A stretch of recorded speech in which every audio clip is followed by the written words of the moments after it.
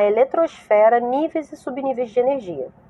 A eletrosfera é uma região periférica do átomo, onde encontram-se os elétrons, as únicas partículas que participam das transformações químicas das substâncias.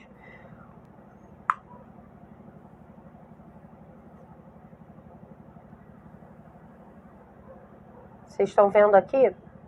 Aqui, então, é o núcleo do átomo, e essas camadas aqui, a eletrosfera, onde orbitam os elétrons.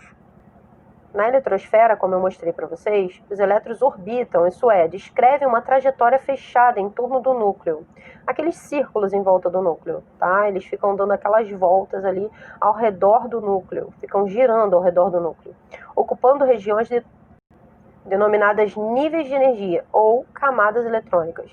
Esses níveis são designados pelos números inteiros de 1 a 7 ou pelas letras maiúsculas K, L, M, N, O, P, Q, respectivamente. São as camadas eletrônicas, tá? Camada K, camada L, camada M e assim sucessivamente.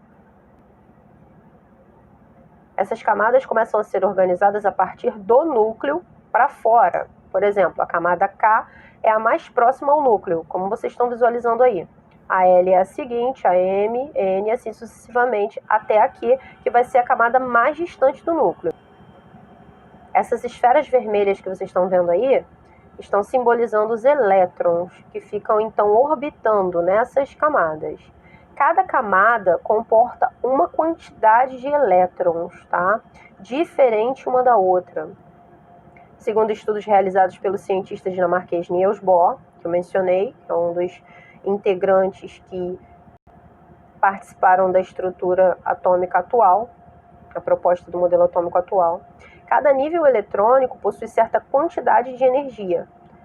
Se determinado átomo receber e absorver uma energia externa, um elétron pode saltar de um nível menos energético para outro nível subsequente mais energético. Entretanto, o elétron pode retornar para o nível inicial quando perde energia, liberando a energia para o meio externo na forma de luz.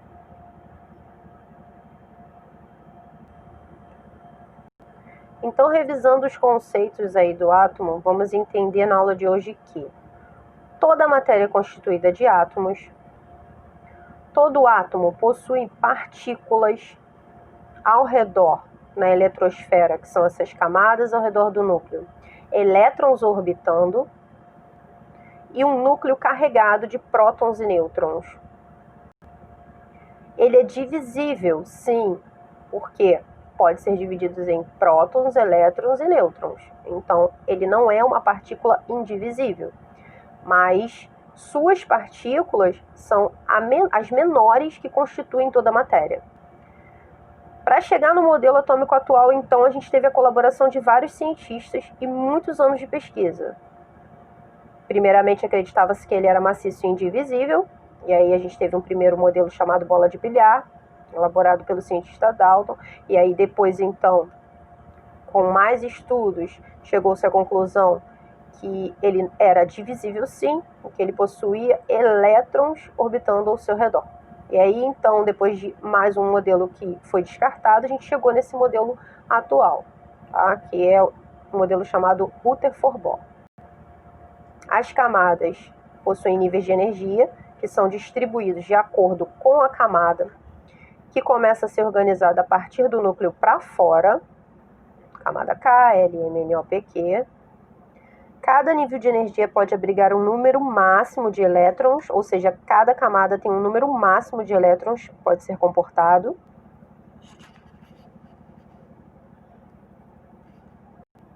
E esse número ele é calculado pela equação de Heisenberg. Na página 67 do livro de vocês, vocês vão encontrar o número de elétrons máximo de cada camada. Tá aí numa tabela. Número do nível, 1.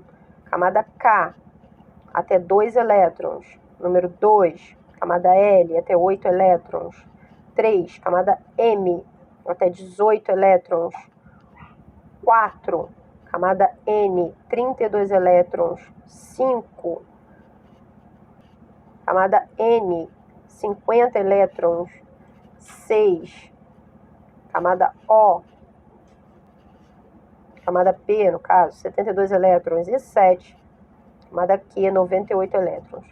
E assim é feita a distribuição desses elétrons nas camadas, tá? Então, a gente não pode colocar, por exemplo, 8 elétrons na primeira camada. Se a gente tivesse um átomo, então, com 8 elétrons, a gente faria o quê? Na primeira camada, a gente colocaria, então, 2 e sobrariam 6 para a segunda camada, que comporta até 8. É dessa forma que é feita a distribuição dos elétrons na eletrosfera.